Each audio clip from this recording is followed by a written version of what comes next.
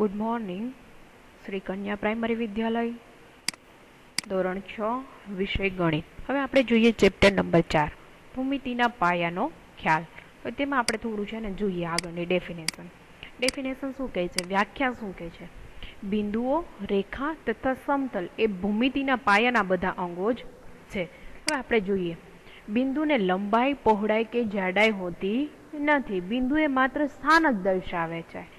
એક સીધી લીટીમાં આવેલ અસંખ્ય બિંદુઓ એ રેખા રચે છે.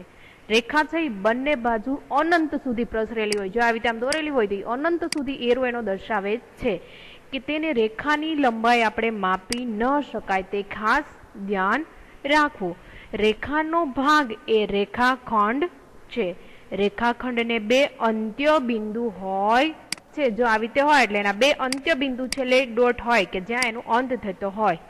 રેખાખંડને ચોક્કસ લંબાઈ હોય છે. એ અને બી રેખાખંડ છે. અહીં જો આપણને દર્શાવેલું છે કે રેખાખંડ દર્શાવે તો આ રીતે દર્શાવી શકાય.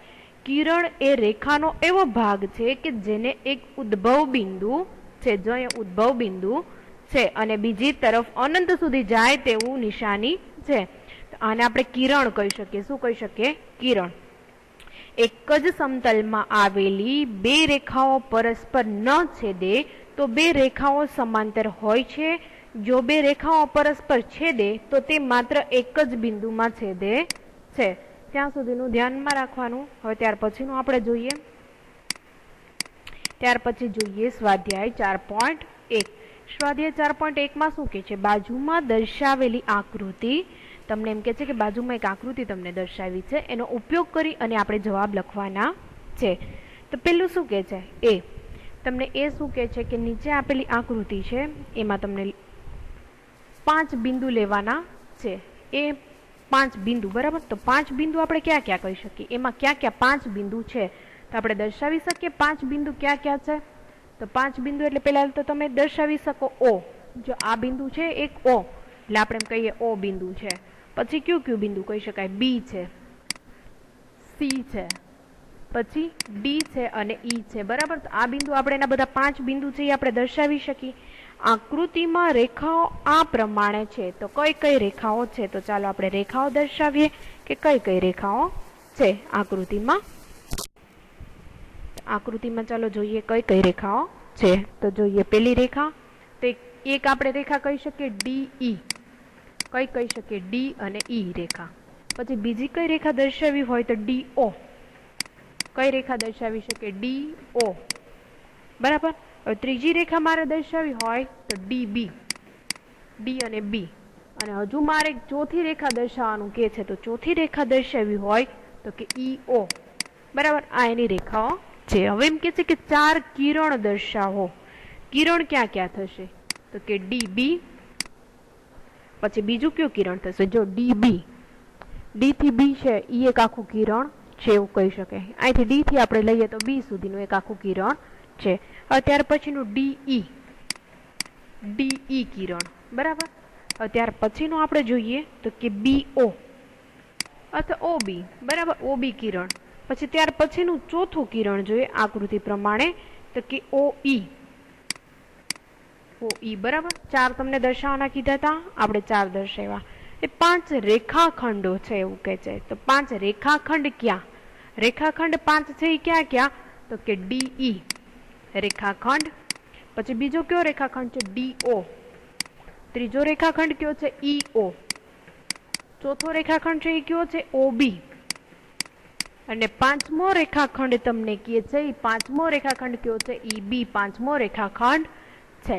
એ જ રીતે બીજો તમને દાખલો આપ્યો છે. આપેલા 4 મૂળાક્ષરોમાંથી દરેક વખત માત્ર 2 મૂળાક્ષરોનો ઉપયોગ કરી આપેલી રેખાના શક્ય તેટલી 12 રીતોના નામ આપવાના છે. તો ચાલો આપણે 12 રીતે નામ આપીએ. પેલું આપણે જોઈએ કઈ રીતે આપણે એના નામ આપીએ છીએ. એ ચાલો આપણે પહેલા તો નોટ કરીએ.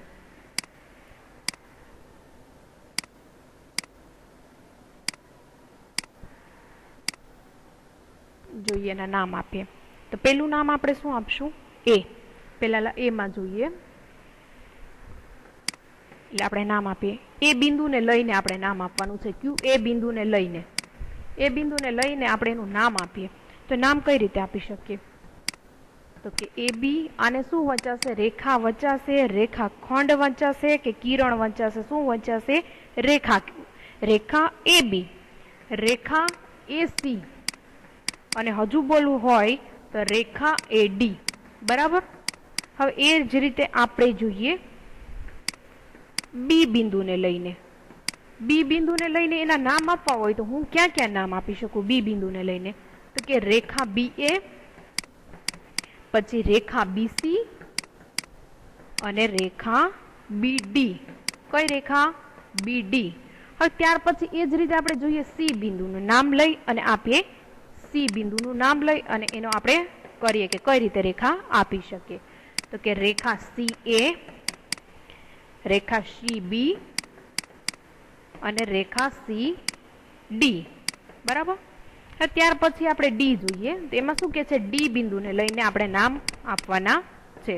તો ડી બિંદુને લઈને જોઈએ તો કઈ રીતે આપી શકીએ? તો કે રેખા ડી એ, રેખા ડી બી અને રેખા ડી સી. બરાબર. આ રીતે આપણે નામ આપી શકીએ કે રેખા એ બી કહી શકીએ, બી સી કહી શકીએ, સી ડી કહી શકીએ. એ રીતે આપણે એને ટર્ન બાય ટર્ન ગોઠવતા જશું. ત્યાં આપણો દાખલો બીજો કમ્પ્લીટ થાય. હવે જોઈએ ત્યાર પછી દાખલા નંબર 3. દાખલા નંબર 3 જોઈએ. આકૃતિનો ઉપયોગ કરી અને લખવાનું છે. તમને આકૃતિ આપી છે, એનો ઉપયોગ કરી અને તમને લખવાનું કહે છે કે ઈ બિંદુને સમાવતી રેખા કઈ કઈ છે? ઈ બિંદુ છે એને સમાવતી રેખા કઈ કઈ છે? તો એ આપણે બધી દર્શાવવાની છે. તો ચાલો આપણે જોઈએ કે ઈ બિંદુને દર્શાવતી રેખા કઈ કઈ છે. તો ચાલો લખીએ.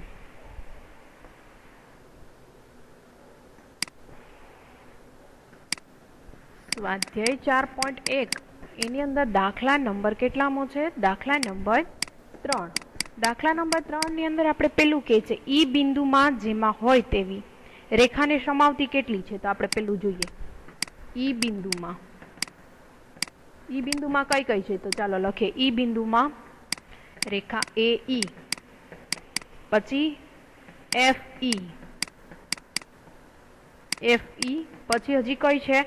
તો કે બી ઈ, અને હજુ છે ઈ કઈ છે? ડી ઈ, રેખા ડી ઈ. હવે શું કે છે? એ બિંદુમાંથી પસાર થતી રેખાઓ દર્શાવવાની કે છે. તો એ બિંદુમાંથી પસાર થતી હોય એવી રેખા કઈ છે? તો એક જ છે. કઈ છે? એ ઈ. ઈ એક જ પસાર થાય છે.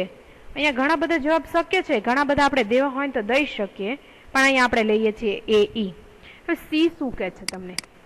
ઓ બિંદુ જેમાં હોય તેવી રેખા કઈ છે? તો ઓ બિંદુ જેમાં હોય તેવી રેખા કઈ છે? તો આપણે કહી શકીએ સી ઓ. કયું? C O. અથવા તો ઓ સી પણ કહી શકાય. શું કહી? અથવા આપણે આને આમ પણ લખી શકીએ ઓ સી અથવા તો સી ઓ. બરાબર. બે આપણે દર્શાવી શકીએ છીએ. હવે જોઈએ ડી. ડી છે. ડી ની અંદર શું કે છે? એકબીજીને છેદતી હોય તેવી રેખાની બે જોડ લખો.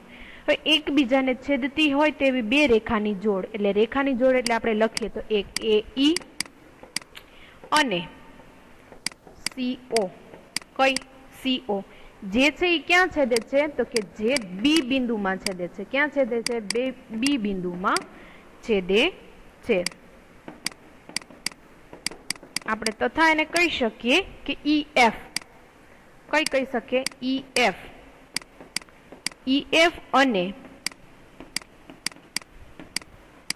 એ ઈ જે ઈ બિંદુમાં છેદે છે. ક્યાં છેદે છે?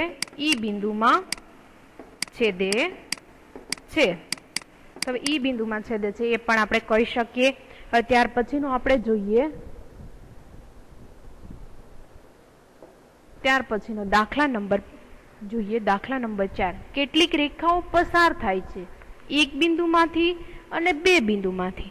તો આપણે ચાલો દર્શાવીએ કે કઈ રીતે પસાર થાય છે એક બિંદુમાંથી અને બે બિંદુમાંથી. દાખલા નંબર 4. દાખલા નંબર 4 ની અંદર પહેલું કે છે એક બિંદુમાંથી પસાર થતી હોય ને એવી આપણે રેખા દોરીએ. તો એક બિંદુ હોય એમાંથી પસાર થતી રેખા દોરીએ તો કઈ કઈ થાય છે ચાલો આપણે જોઈએ. બરાબર. આપણે આકૃતિ દોરી. હવે જોઈએ કેટલી કેટલી પસાર થાય છે અને કઈ રીતે થાય છે. તો અહીંયા એનું મધ્ય બિંદુ તો જુઓ એક જ છે, સેન્ટરમાં મધ્ય બિંદુ એનું કયું છે? એક જ છે. એટલે એમ કે છે એક જ બિંદુમાંથી પસાર થાય છે. મધ્ય બિંદુને આપણે નામ આપી દઈએ O, આને નામ આપીએ L, આને નામ આપીએ M, આને નામ આપીએ N, આને P. બરાબર? તો બધી પસાર થાય છે અલગ અલગ રેખા. તો હવે શું એક જ બિંદુમાંથી અસંખ્ય રેખા પસાર થાય? તો આ આકૃતિ છે સમતલમાં એક બિંદુ O છે. જુઓ O બિંદુ છે અસંખ્ય રેખામાંથી પસાર થાય છે. આપણે જોઈએ છીએ કે અસંખ્ય રેખામાંથી પસાર થઈ શકે છે. હવે એ જ રીતે આપણને B કે છે. B માં શું કીધું આપણને? બે બિંદુ એક અને માત્ર એક જ રેખા પસાર થાય છે. એ આપણે જોવાનું છે. બે બિંદુમાંથી પસાર થાય ને એવું આપણે દોરવાનું છે રેખા. તો બે બિંદુમાંથી પસાર થાય એવી રેખા દોરવી હોય તો આ રીતે દોરી શકાય. આ નામ આપી દઈએ P, આને નામ આપી દઈએ Q. તો બરાબર એક જ રેખામાંથી પસાર થાય છે. તો અહીંયા બે બિંદુ P અને Q છે, તેમાંથી એક અને માત્ર એક જ રેખા PQ પસાર થાય છે એવું આપણે દર્શાવી શકીએ. ત્યાર પછીનો જોઈએ દાખલા નંબર 5. નીચેની દરેક પરિસ્થિતિને અનુરૂપ કાચી આકૃતિ દોરવાની કે છે. કે અનુરૂપ એ બધી કે છે એ પ્રમાણે કાચી આકૃતિ દોરતી જવાની છે. તો એની કાચી આકૃતિ કઈ રીતે થાય છે ચાલો આપણે દોરીએ અને જોઈએ.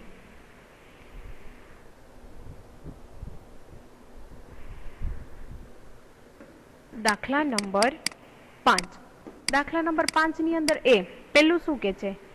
બિંદુ P એ AB પર છે એવું કે છે. તો હવે એની આપણે કાચી આકૃતિ દોરીએ તો બિંદુ શું કે છે? A. એટલે અહીંયા આપણે દર્શાવ્યું બિંદુ A. બિંદુ AB, બિંદુ AB શું કે છે? P બિંદુ છે એ AB પર છે. બરાબર? તો હવે આપણે દર્શાવી શકીએ અહીંયા P. તો હવે કહી શકીએ P બિંદુ છે એ AB ઉપર આવેલું છે. હવે એ જ રીતે તમને B આપ્યો છે. B ની રકમ શું છે જુઓ તો કે રેખા XY અને રેખા PQ M બિંદુમાં છેદે છે. તો ચાલો જોઈએ M બિંદુમાં છેદે છે. તો આપણે આકૃતિ દોરીએ અને જોઈએ. આપણે આકૃતિ દોરી. બરાબર? હવે આપણે આને નામ આપીએ. તો કયું આપીએ? X અને શું નામ આપ્યું છે? X અને Y. તો આને નામ આપીએ X, આને નામ આપીએ Y. હવે અહીંયા નામ આપીએ P અને આને નામ આપીએ Q. તો ક્યાં છેદે છે? મધ્યમાં છેદે છે. એને શું નામ આપ્યું છે? M. તો M બિંદુમાં છેદે છે. તો આપણે એની આકૃતિ દ્વારા એને સ્પષ્ટ કરીએ કે આ રીતે છેદે છે. હવે જોઈએ C. C ની અંદર શું કહે છે? રેખા L પર E અને F બિંદુ છે પણ D નથી. રેખા L ઉપર શું કહે છે? રેખા L એટલે આપણે પહેલા તો દોરી લઈએ. એને નામ આપી દે રેખા L. રેખા L ઉપર E અને F છે. તો અહીંયા આપણે નામ આપીએ E અને આને નામ આપીએ F.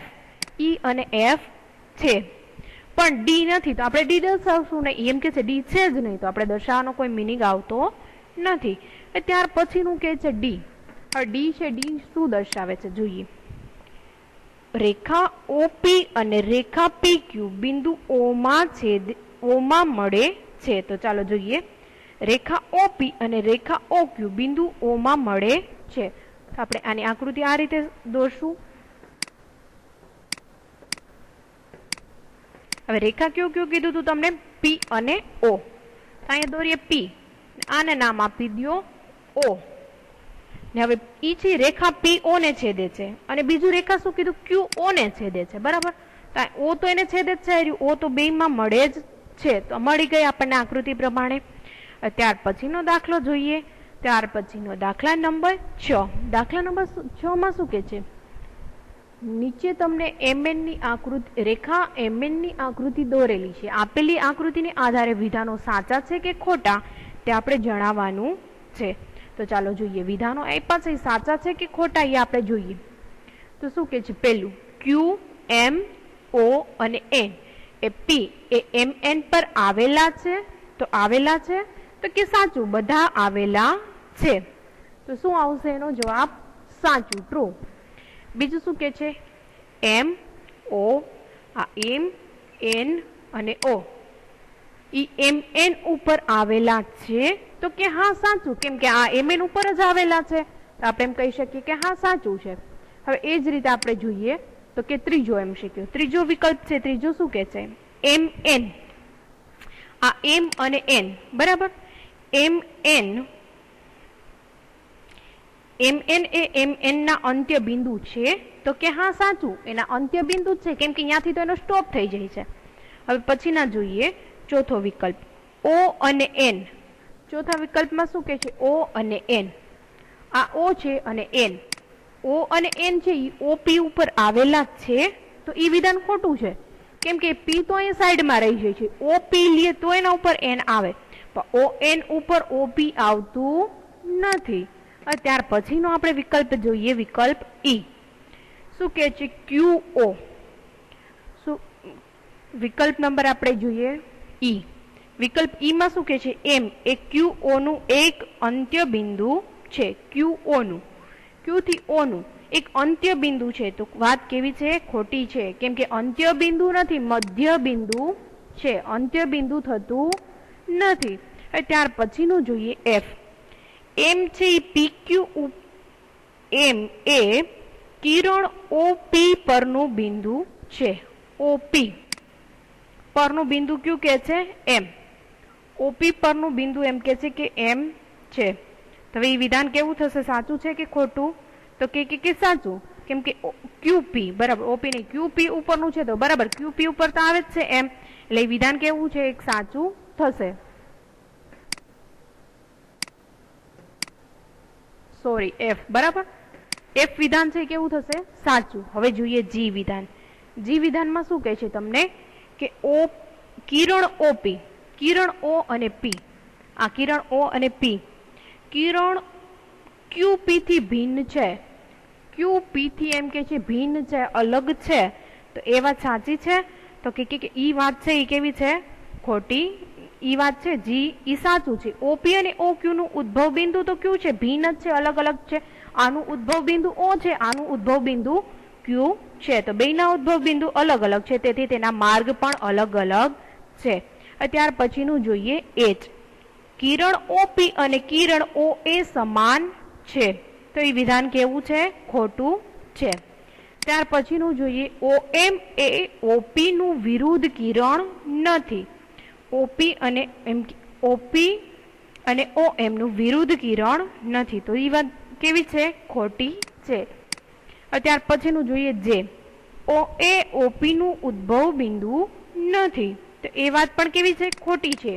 O છે એ OP નું ઉદ્ભવ બિંદુ એમ કે છે કે નથી, તો ઉદ્ભવ બિંદુ તો આ જ થશે, O જ થશે એનું ઉદ્ભવ બિંદુ, પણ આ એવું કે છે કે એનું ઉદ્ભવ બિંદુ નથી. ત્યાર પછીનું જોઈએ કે NA NP અને NM નું ઉદ્ભવ બિંદુ છે, તો ઉદ્ભવ બિંદુ છે એટલે સાચું. બરાબર, બધા વિકલ્પના ફરી એક વખત જવાબ લખું છું, જોઈ લેજો. પહેલામાં સાચું, બીજામાં સાચું, ત્રીજામાં સાચું, ચોથામાં ખોટું, પછી પાછું પાંચમામાં જુઓ તો કે ખોટું, ને પછીના બાકીના બધા તમને જવાબ આપેલા જ છે. અહીંયા આપણું છે એ સ્વાધ્યાય પૂરું થાય છે. Thank you.